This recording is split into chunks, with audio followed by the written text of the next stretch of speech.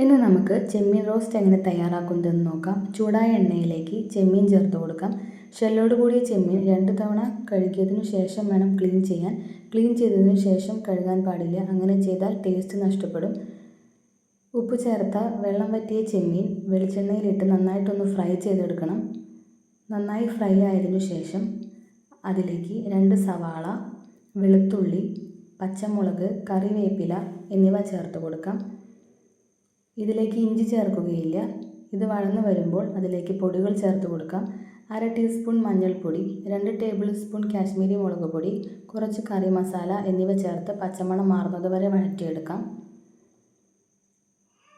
ഇത് നന്നായി ഒരു 2 മിനിറ്റ് വരട്ടിയെടുക്കാം.